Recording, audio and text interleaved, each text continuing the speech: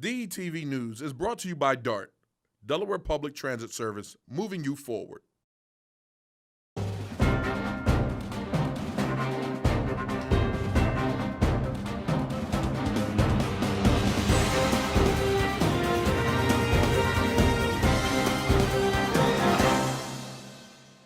The West Nile virus has been detected in Delaware for the first time this year. We'll tell you where it was found and how to protect yourself.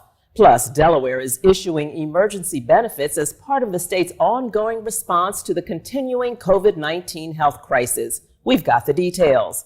And in local sports, a familiar face is Coach Waterman's first recruit to Delaware State University. Stay tuned. Hello and welcome to DETV News, your trusted news source. I'm Lauren Wilson.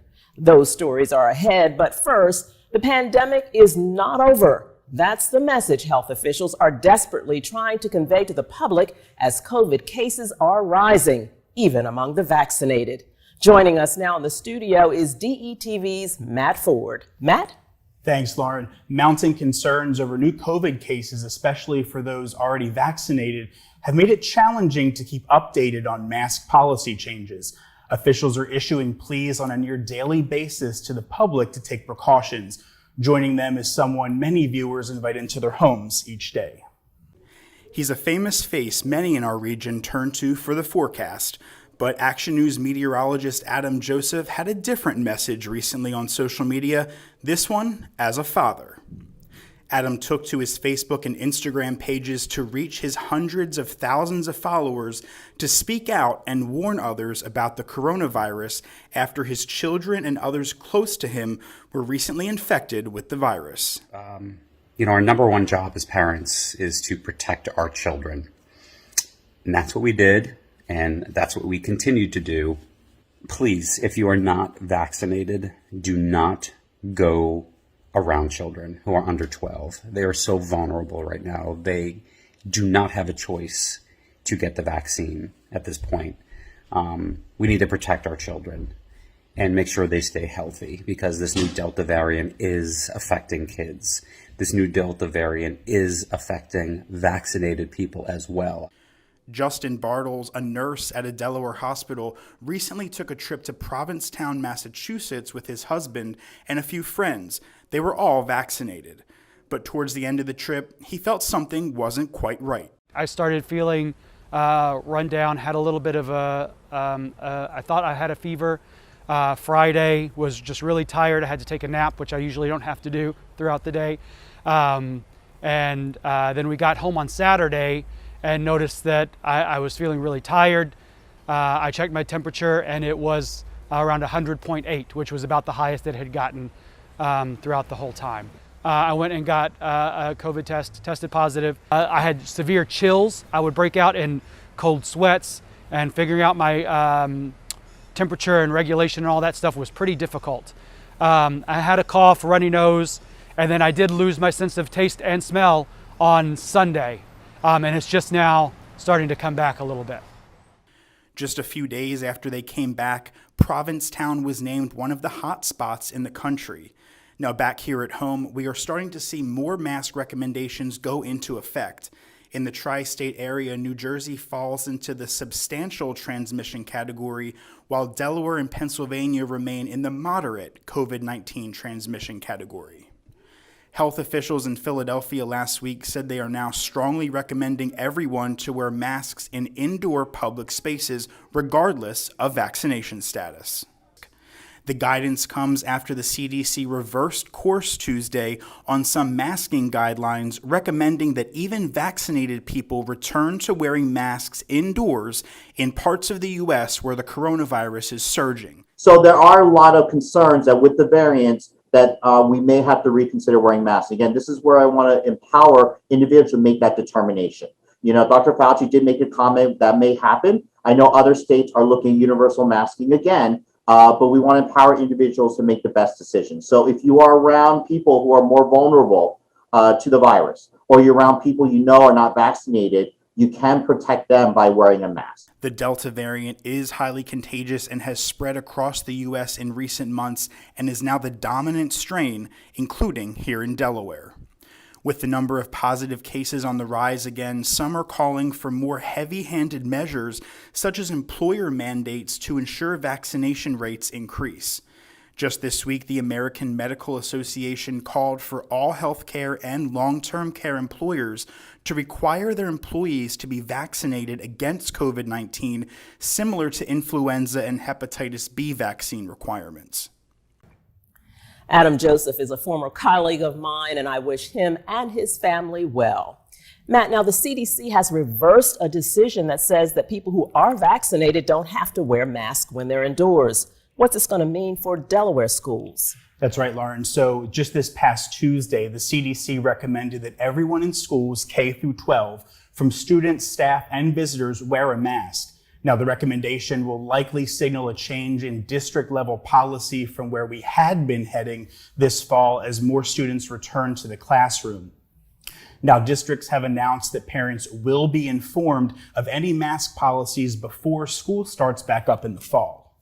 So I guess we're going to have to wait for those decisions to be made. Come soon, absolutely. All right, thanks, Matt. In other COVID-related news, the Delaware Division of Social Services announced it will issue emergency benefits for eligible households in July as part of the state's ongoing response to the COVID-19 public health crisis. The benefits will be issued as part of the Supplemental Nutrition Assistance Program and 2 cash assistance programs. The SNAP emergency food benefit should be available on recipients' EBT cards today. For more information, head to the Division of Social Services website. In other news, Wilmington suffered through a violent night Monday when 5 people were killed and 3 injured in 3 separate shootings. 2 women were fatally shot and a 12-year-old girl wounded in what police are calling a murder-suicide on West 2nd Street. Police found 2 women dead when they arrived at the scene, and the girl was rushed to the hospital in stable condition. The shooting suspect, a 32-year-old man, was also found dead at the scene from an apparent self-inflicted gunshot wound. The incident is believed to have been domestic in nature.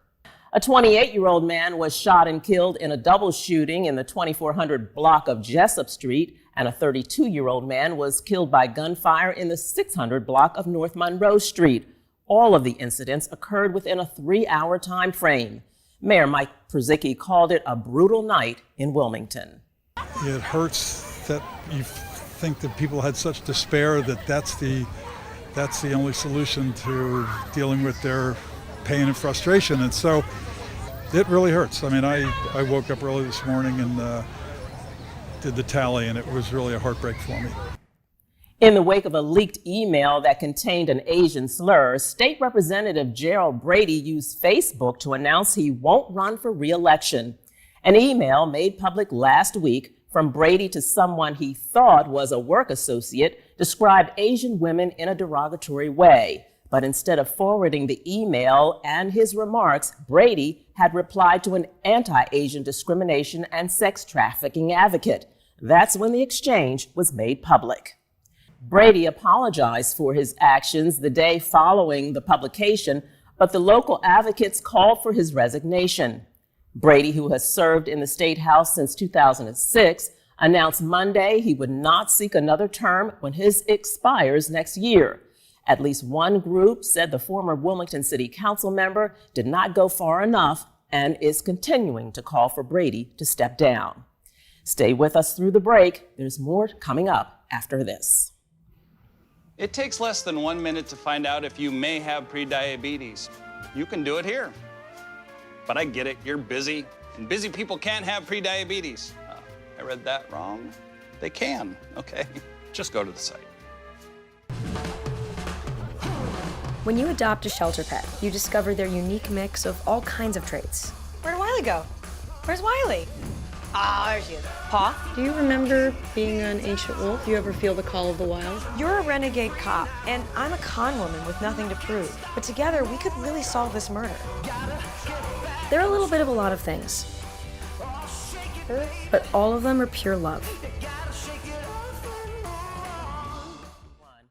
2 crews of Delaware firefighters are helping to battle out-of-control forest fires around the country. 20 volunteer firefighters from Delaware are among more than 200 first responders fighting a mountain fire in Montana that is expanding in all directions. Located in difficult and rugged terrain, the blaze was started by lightning on July 23rd and has ravaged more than 19,000 acres. The Diamond State crew left on July 21st and will serve a 14-day assignment before returning home.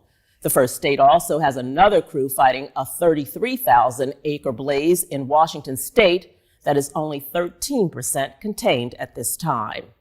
In news here at home, the West Nile virus has been detected in Delaware for the first time this year in a breed of chickens raised just to detect the virus. The so-called sentinel chickens are placed in locations throughout the county, and blood samples are taken from them weekly because West Nile, which is carried through mosquitoes, can cause brain infections in people, horses, and other animals. This first finding occurred in Newcastle County on July 19th, and while there have been no reported cases in humans, Delawareans are reminded they can contract the mosquito-transmitted disease until colder temperatures come in mid-October or later. While most people infected do not develop symptoms, about 20% can experience mild flu-like symptoms like a rash. And in rare cases, people can develop neurological problems, paralysis, and possibly death. For more information about the virus and how to protect yourself, head to the website on your screen. Delaware stands to receive more than $100 million under a proposed $26 billion nationwide settlement with producers and distributors of opioid painkillers. The proposed settlement is the result of an ongoing effort by state and local governments to force the pharmaceutical industry to help pay for the costs of opioid addiction. The deal involves the nation's 3 biggest drug distribution companies, as well as the drug maker Johnson & Johnson. According to state officials, 447 overdose deaths were reported in Delaware last year. That's up from 431 in 2019. In 2020, 83% of the drug-related deaths involve fentanyl, a synthetic opioid that is 50 to 100 times more potent than morphine. The threat of our biggest health concerns can be lessened by the simple act of taking a walk. Here with more is DETV's health and wellness correspondent, Donnie Bourgeois-Smith. Hi everyone, I'm here today to talk to you about the most simple activity, but one that has tremendous benefits for your overall health and wellness. It's walking.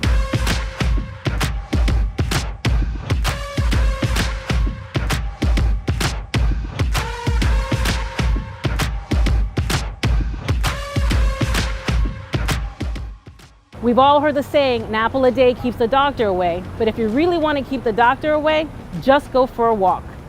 The science shows that just 30 minutes of walking a day can improve your cardiovascular health, decrease your blood pressure and cholesterol, reduce your body mass, and improve your bone density and your muscle strength.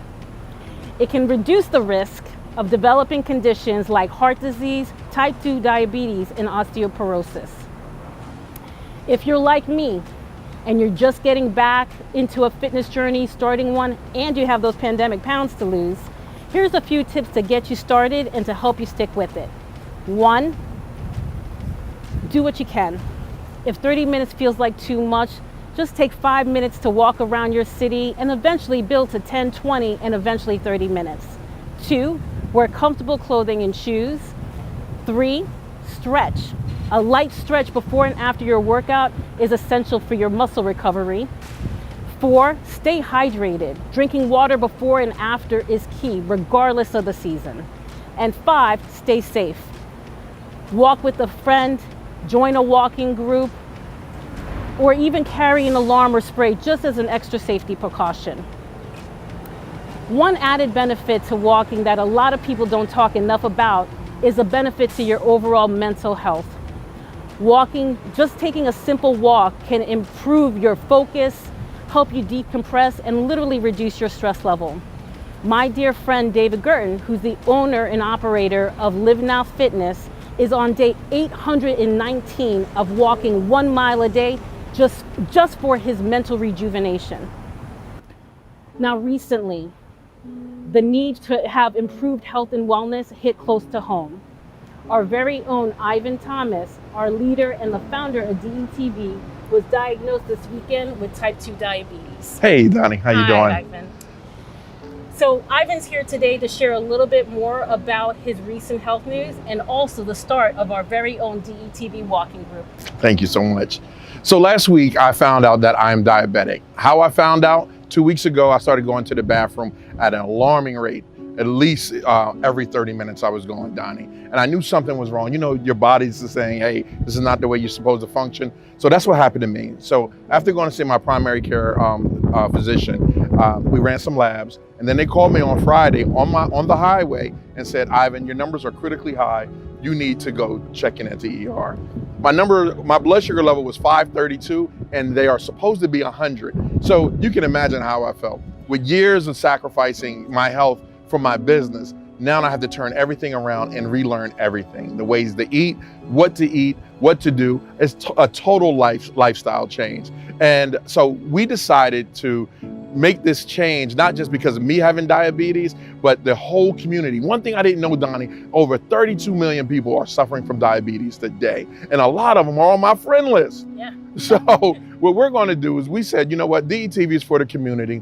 We're here, and what we're going to do is put together a community walk. And so on Saturday at 7 a.m., meet us at the Brandywine down by the fountain. That's where we'll start at. And just, if you can do a mile, do a mile. If you can do 30 feet, do 30 feet. The whole objective is to just get out and get moving. That's the holy thing. And then we'll start working on diet and all that great stuff later after that. But for more information on how to be a part of this group about diabetes, make sure you join our Facebook group, My Diabetic Diary.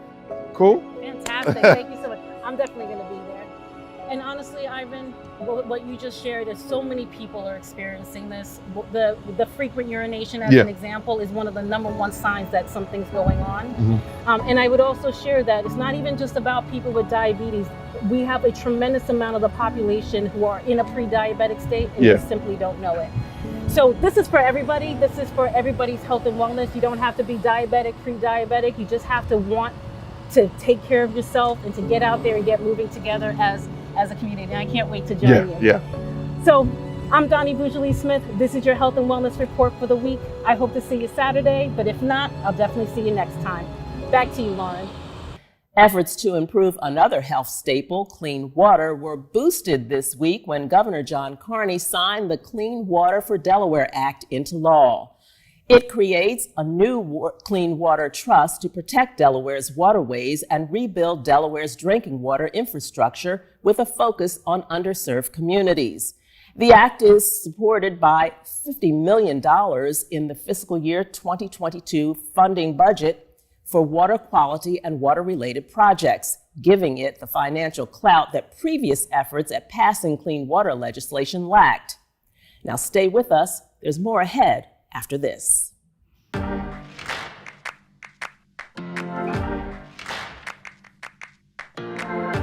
My grandfather was a case in that study. He worked as a firefighter where the Tuskegee Airmen trained. He and I were phenomenally close. The syphilis study happened for 40 years. Penicillin was found to be the most effective treatment, but the men were denied the treatment. Interestingly enough, I've had someone tell me that they were concerned about getting the vaccine because of the syphilis study. And I always, try to educate or provide some information about what happened. But then I said, you're talking about something that happened to my family. And I've taken both of my vaccines. I'm doing this for them. Health is greater than wealth, and it's really up to us to take ownership of our health and this story.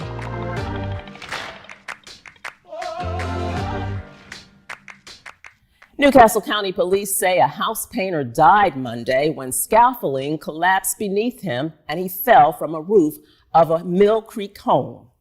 The accident occurred at the home on Kimberly Court near Route 41 at around 11:30 a.m. Paramedics performed CPR on the victim as he was driven to the hospital where he died. It is not clear what caused the collapse or whether the incident has been reported to the United States Department of Labor and Occupational Safety and Health. In Sussex County, a 27-year-old Georgetown man remains in custody after he allegedly assaulted a police officer in Dewey Beach.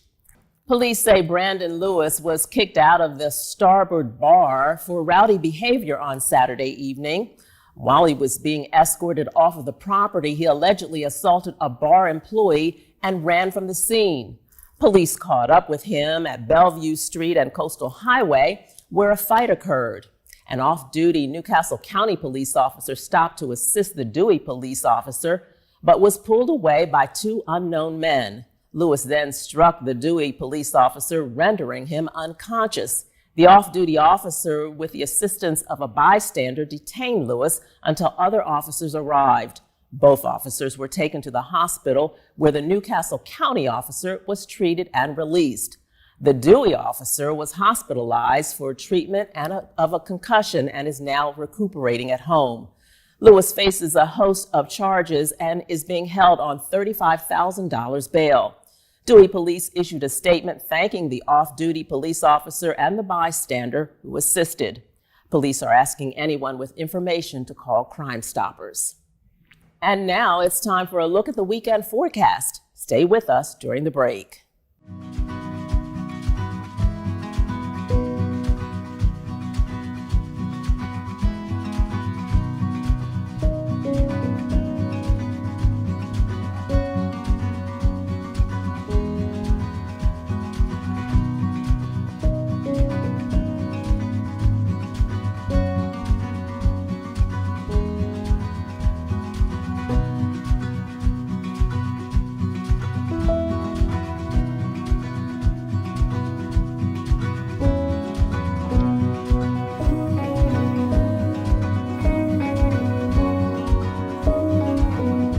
Wilmington officials announced a limited parking ticket at Amnesty program Wednesday that grants a one-week reprieve to those who receive tickets for failure to move a vehicle for street cleaning and failure to obtain a residential parking permit. Under the one-week amnesty, which ends on August 2nd, all such tickets will be converted to a warning. The amnesty does not apply to tickets for expired meters or other infractions. Police are asking for the public's help in locating a 40-year-old man wanted in connection to multiple felony property crimes in Newcastle County.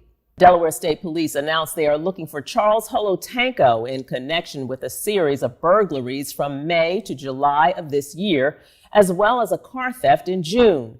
Police say the man cut a hole through the roof of a car wash in May and then burglarized a series of self-storage units in July. State authorities say Holotanko is also wanted by Newcastle County Police for outstanding warrants. Anyone with information regarding his whereabouts is urged to contact Delaware State Police. We all know a park is fun, but can it be educational too? The city of Wilmington and the Christina School District said yes on Tuesday with the dedication of a new playground on the city's east side. The Kirkwood Park Playground sits next to Stubbs Early Education Center on East 11th Street and contains features that promote early childhood literacy along with a climbing net and swings. Included in the park is a shaded section built for community story times and talking point panels developed by Too Small to Fail, a Clinton Foundation organization that promotes early brain and language development. So as you go around, you'll see different things about nature, about literature written on the walls in there, and also sections that allow teachers to bring the classroom out here and to read here. So it's about having an open air academic space. Funds for the $339,000 playground were provided by the school district, the state of Delaware, and the City Park Enhancement Plan, a multi-year program intended to make all city parks more attractive and enjoyable for residents. Turning now to local sports, here is DETV's Nick's Alessandrini. Nick? Thanks, Lauren, and it is now officially 2021 NBA Draft Day. The Philadelphia 76ers will look to add to their roster after suffering a disappointing second-round exit at the hands of the Atlanta Hawks last postseason. As it stands now, the Sixers are slated to pick 28th in the draft tonight, but there have been many reports about the Sixers president Daryl Morey trading the pick. According to Tom Moore, they are more likely to trade the pick now than they have been ever before. But if the 76ers do decide to stay put and select at that 28th spot, they could target the Delaware native Nashawn Bones Highland. Bones played his sophomore year at VCU last season and was named the Atlantic 10 Player of the Year. He led the team in scoring, averaging just shy of 20 points a game. He led the Rams to the number 10 seed in the NCAA tournament last season before VCU was forced to forfeit due to a positive COVID test in the program. Good luck tonight, Bones. Stan Waterman has his first recruit as the head coach of Del State. Former Sanford guard Corey Perkins has signed his letter of intent to join the Hornets after a prep year at St. Thomas More in Connecticut. Waterman and Perkins were able to bring home a championship at Sanford a few years back and now look to mimic that success at Delaware State. The Delaware Blue Hens football program will look to make another championship run this fall. The Blue Hens were voted second in the CAA preseason poll released on Tuesday. The poll, made up of league coaches and media directors, has the Hens right behind JMU at number 1 and in front of number 3, Villanova. The Hens are coming off a spring season where they went 7-1, including a 4-0 record in the CAA. Practice is set to begin on August 4th. More Delaware basketball success, this time over on the AAU circuit. The basketball program Strong Mature Minds won the 17-under 11th grade title at the AAU high school level world championships in Orlando, Florida. The team consisted of Delaware talent, including rising senior at Tower Hill DJ McClendon, Demir Hollingsworth and Darius Brown from Howard, Gabriel Valman, who recently transferred to William Penn from Del Castle, and rising juniors Christian Barksdale from Apo and Dylan and Dean Shepard from Tower Hill. McClendon had 23 points in the title game to lead the way for Strong Mature Minds. Congrats on the championship, boys.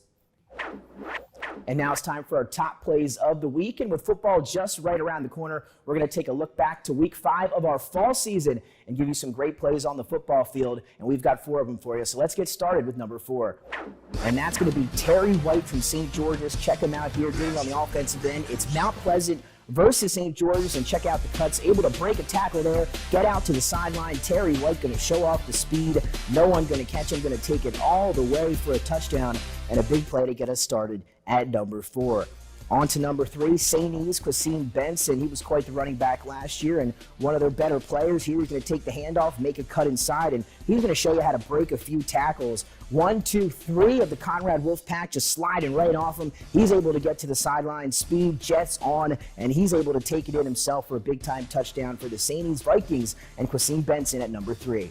On to number 2, Jaden Bacon from Woodbridge, and he's going to do something similar here. They're up 20-0 in the second quarter. He's going to take the handoff, follow his blockers, and he's going to cause some havoc there on the defense. He's going to get outside again, show off the speed, beat all 4 defenders to the end zone here for Jaden Bacon. One more tackle at the end. Let's check it out again in slow-mo. Watch the defenders hit themselves on the cut from Bacon. What a play at number 2. And that's going to mean we've got a great one here at number 1 as well. It's St. George's and Mount, the same game from earlier, and it's Lamar Wright. Watch him cut up the defense here and take it all the way. There's 1 broken tackle there, 2, 3, able to get to the middle of the field, reverse it, 4, and then going to show off the speed, 20, 15, 10, all the way into the end zone for Lamar Wright, and a big play at number 1. And again, we're all excited. Football just around the corner here in Delaware. And that'll do it for what we have this week. And now back to you, Lauren. Thanks, Nick. Speaking of sports, a popular youth basketball league is back in action after being sidelined by the pandemic last year. The Silk League was founded in 2012 by Jerron Droop Johnson in honor of his best friend, a former standout Newark High School basketball player who was killed in a car accident. Well, the Silk League is much more than just basketball. It's a lot of men from various outlets giving back their time to our community and the youth involved in it. The league will run through August at the William Hicks Anderson Community Center. Wilmington is busy gearing up for the annual Clifford Brown Jazz Fest, the largest free jazz festival on the East Coast. Here to tell us a little more about that is organizer Tina Betts. Tina? Thanks, Lauren. The 34th annual Clifford Brown Jazz Festival is right around the corner and returning to its home in a renovated Rodney Square. Mayor Mike Przicki and I invite you to join us Wednesday, August 4th through Sunday, August 8th, as we gather in downtown Wilmington for the largest free jazz festival on the East Coast. This year's 5-day event will present more than 100 artists, including Diane Reeves, Eric Benet, Kenny Barron, Kurt Whalum, Terry Lynn Carrington, Terrell Stafford, and many, many more. The Clifford Brown Jazz Festival closes on Sunday, August 8th, with performances by the Boise Lowry Living Jazz Residency graduates, an afternoon of dance, and the premiere by award-winning Raphael Xavier, featuring a jazz quartet and breakdancers in a new work that highlights the parallels of street dance, improvisation, and African American forms. For a complete list of 2021 Clifford Brown Jazz Festival performers and schedule, visit cliffordbrownjazzfest.org. Back to you, Lauren. And finally, I think we all can agree it's been a wild year. So why not dress up and run like crazy with a giant bull on your tail? If that sounds bizarre, well, you're probably right. But you've probably also never attended Dewey Beach's famous Running of the Bull. The popular event draws thousands of visitors to the Starboard and Dewey Beach coastline, and it's back for its 24th year on Saturday, August 21st. And after canceling last year, organizers are beyond ready for the shenanigans to begin. Starting at 2 p.m., the famous bull, well, really it's just two guys in a bull costume, will chase participants up the highway and onto the beach. People then run down to the coast and back to the Starboard. The Starboard works with the town to make sure the event is safe. Route 1 is even temporarily shut down. Aside from just plain wacky fun, the most important part is that it's all for a good cause. Participants are asked to donate $10 to support the Rehoboth Beach Volunteer Fire Department. Who will win the world's silliest bullfight? Well, you may have to go to find out. That's our report for the week. I'm Lauren Wilson. Thanks for watching, and we'll see you next time.